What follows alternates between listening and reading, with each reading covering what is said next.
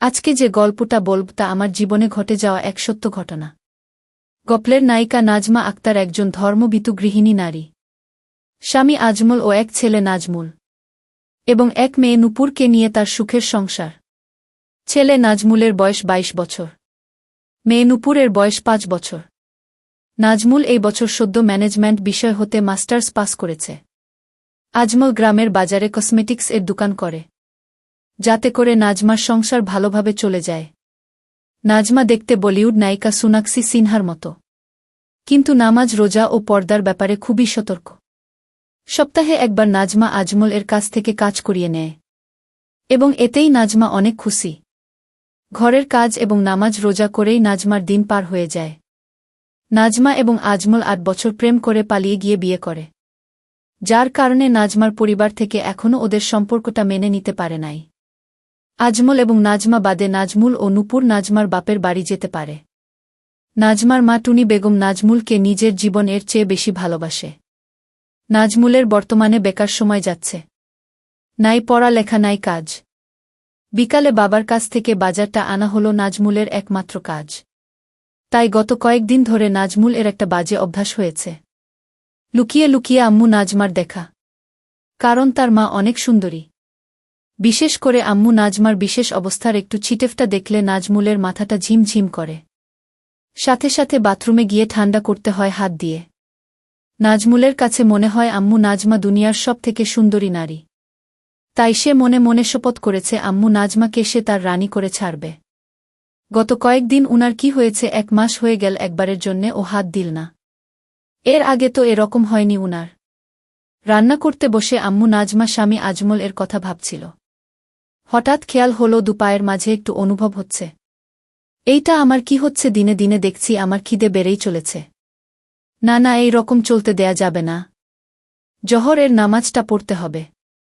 মা নূপুর একটু এদিক আয় তো মা। নূপুর কি মা? বলো মা, তুই জালটা একটু দেখতো মা, আমি গোসলটা সেরে নেই। নামাজের সময় চলে যাচ্ছে। নাজমুল বাজার এ আসছে বাবার কাছ থেকে বাজার নিতে। বাবার দোকান এর একটু কাছে আসতে নাজমুল এর কাছে সন্দেহ লাগল। বাবার দোকানের সামনে এই মেয়েটা কে? আর বাবা কোথায়?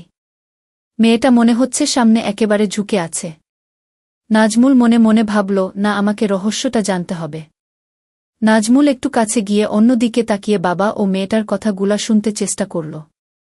যা শুনতে পেল তাতে নিজের কানকে বিশ্বাস করতে পারছিল না নাজমুল। কথাগুলা এমন, আর কতদিন এভাবে লুকিয়ে লুকিয়ে হবে? আমার যতদিন না বিয়ে করে তোমার বাড়ি নিয়ে যাচ্ছি ততদিন। নেব জান, খুব শীঘ্রই বাড়ির বউয়ের কাছে তালাকের পেপারটা পৌঁছে যাবে, আর বুটা বিদায় হলেই তুমি আমার রানী। কথাগুলা শোনার পর নাজমুলের কাছে মনে হচ্ছে বাবাকে একটা না, আমার আর বাজারে থাকা চলবে না। এখনই বাড়ি গিয়ে আমার আম্মুকে বলতে হবে।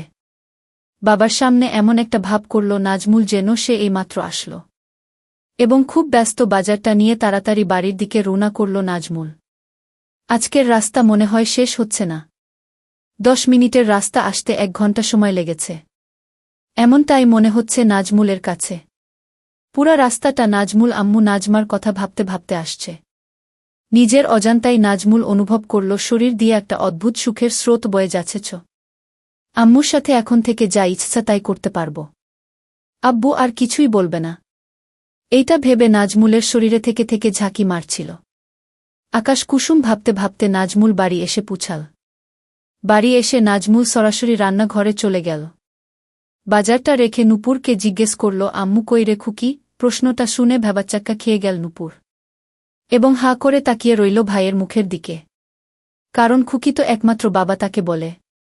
কিরে হাঁ করে রইলি কেন? শুনতে পাসনি কি বললাম? বোনকে জোর গলায় ধমক দিল নাজমুল।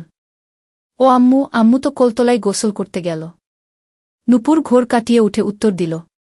নাজমুল আর দেরি করল না, দ্রুত পায়ে চলে গেল কলতলে।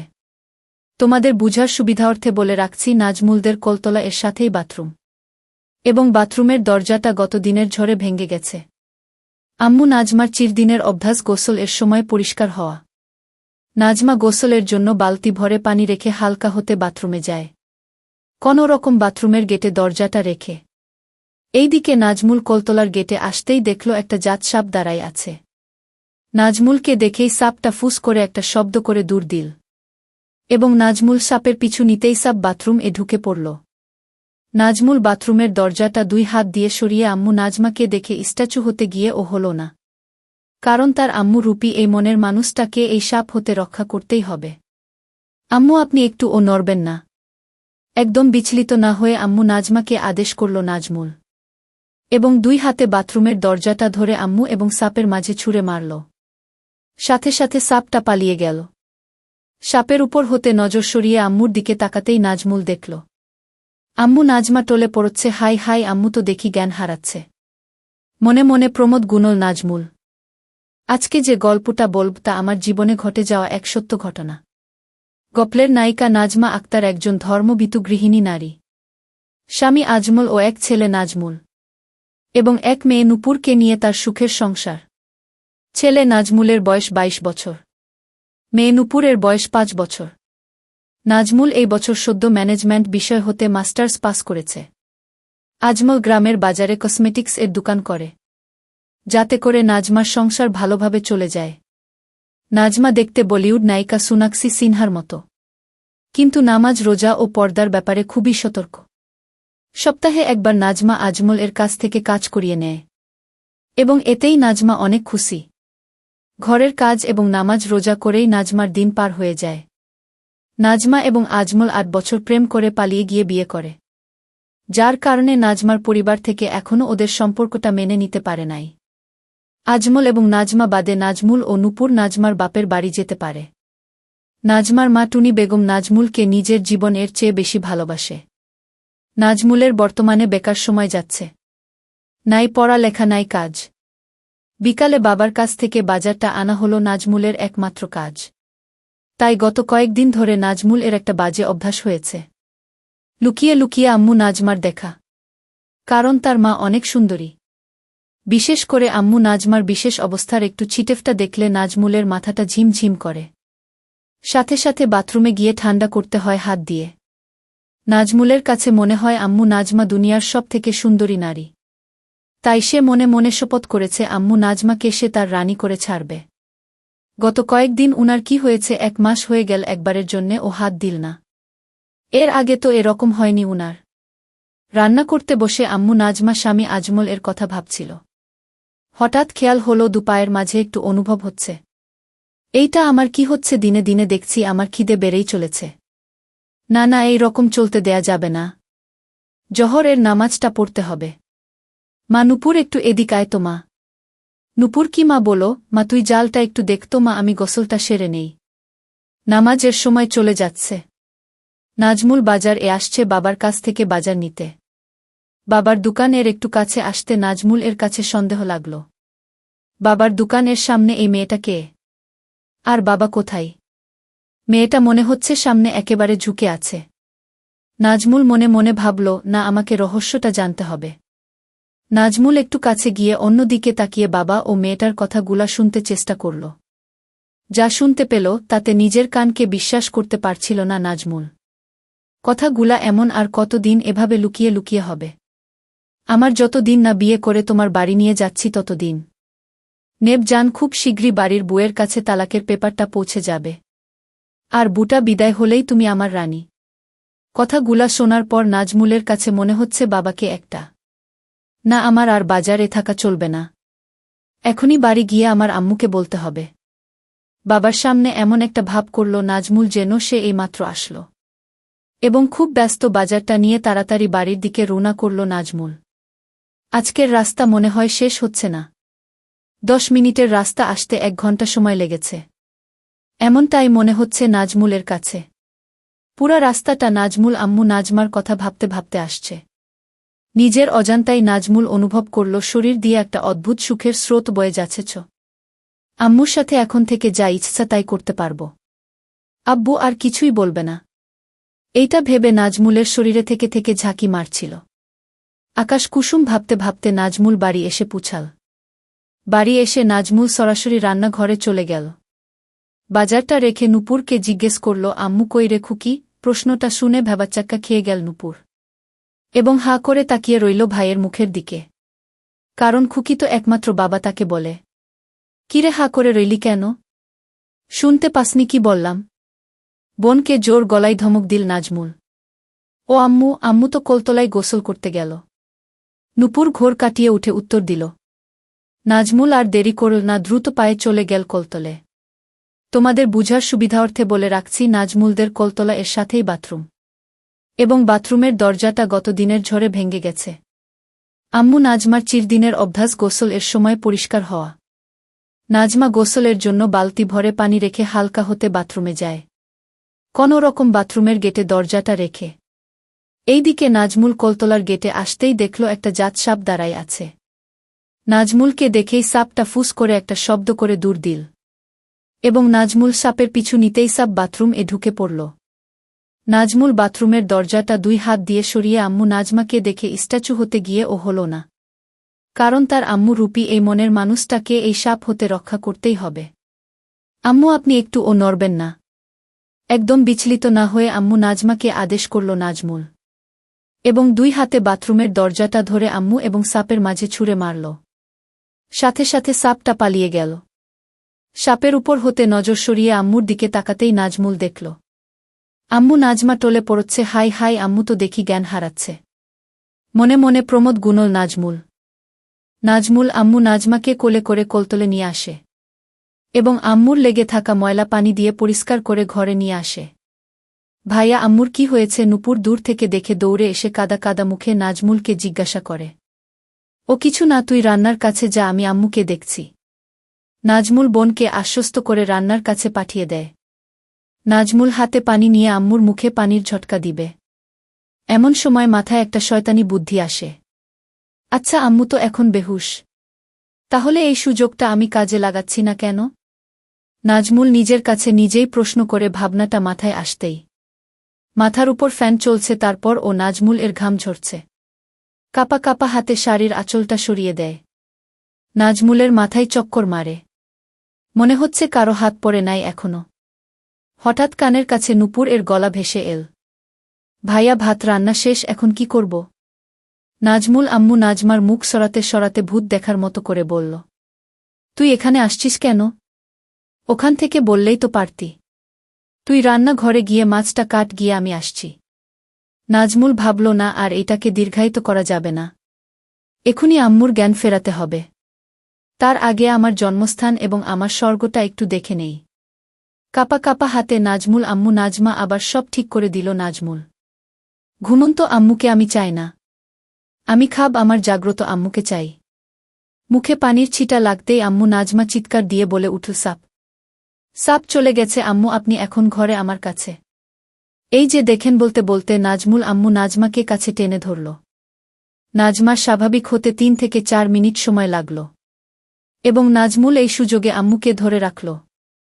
আম্মু নাজমা মনে মনে ভাবল, বিষয়টা বাড়াবাড়ি হয়ে যাচ্ছে। বাবু, আমার খুব ক্লান্ত লাগছে।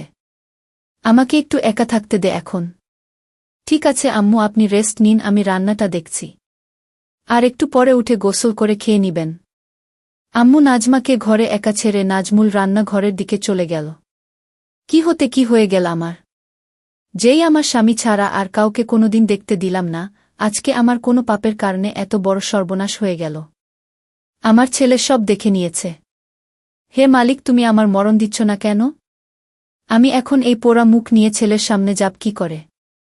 ছেলের কথা মনে পড়তেই লজ্জায় কুঁকড়ে গেল আম্মু নাজমা। না জানি কোথায় হাত দিয়েছে। আচ্ছা, ছেলেকে আমি দোষ দিচ্ছি কেন?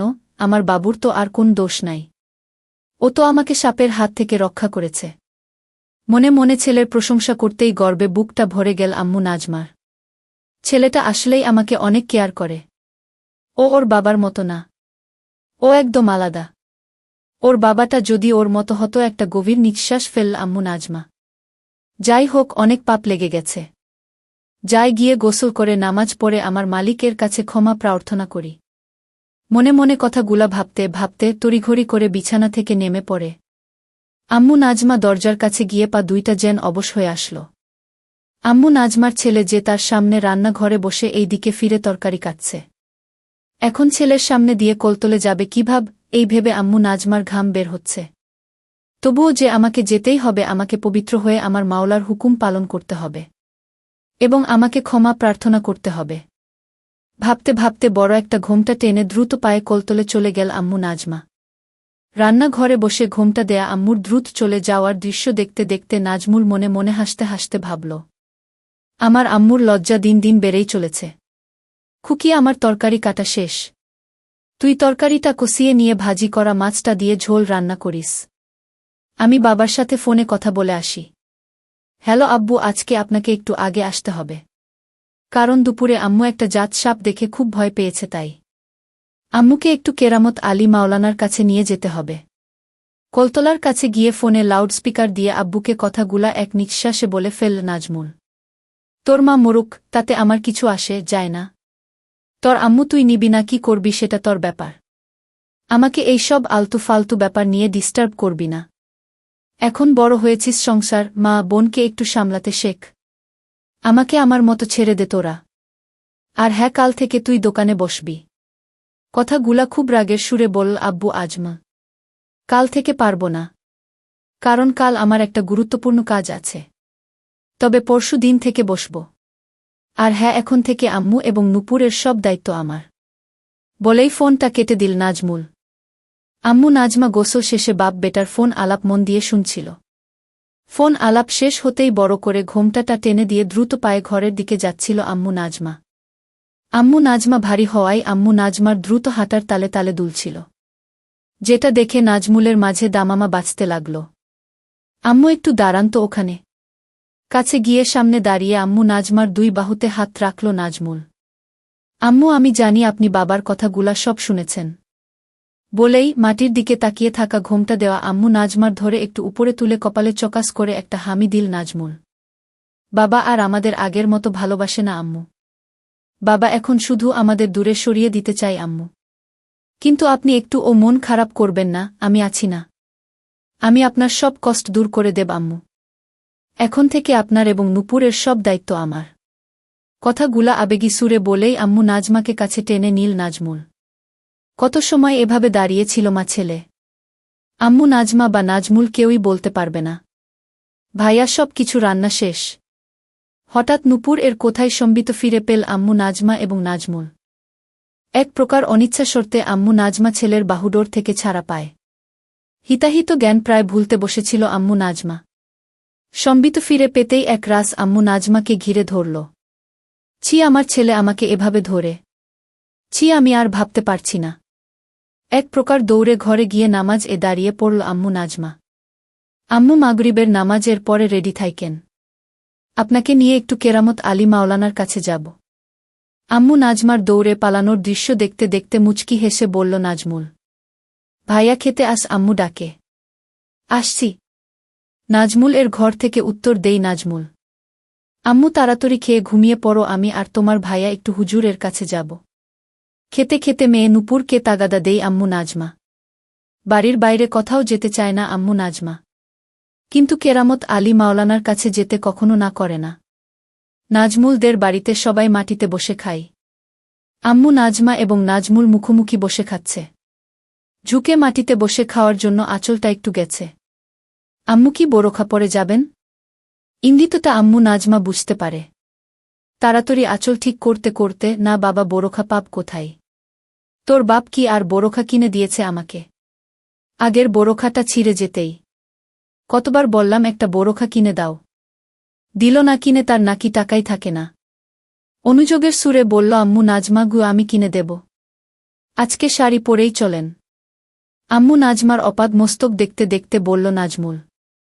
খাওয়া দাওয়ার পাট চুকিয়ে নিয়ে নাজমুল তার নিজের ঘরে এসে রেডি হয়ে নিল। আম্মু নাজমা মেয়ে নূপুরকে ঘুম পাড়িয়ে রেখে আয়নার সামনে দাঁড়িয়ে চোখে একটু কাজল দিয়ে নিল। আর একটু আতর মেখে নিল। এই আতর আর কাজল ছাড়া কোনো প্রসাধনী ব্যবহার করে না আম্মু নাজমা। আম্মু নাজমা দরজার শিকল টেনে তালাটা লাগিয়ে ঘুরতেই দেখল নাজমুল ভ্যাবলার মতো হা করে তাকিয়ে রয়েছে। একেবারে অপ্সরীর মতো লাগছে আম্মু নাজমাকে। নিজের নিয়ন্ত্রণ হারিয়ে ফেলেছে নাজমুল। মনে মনে ভাবল, আজ যেভাবেই হোক আম্মুকে কাজ করে দিতে হবে।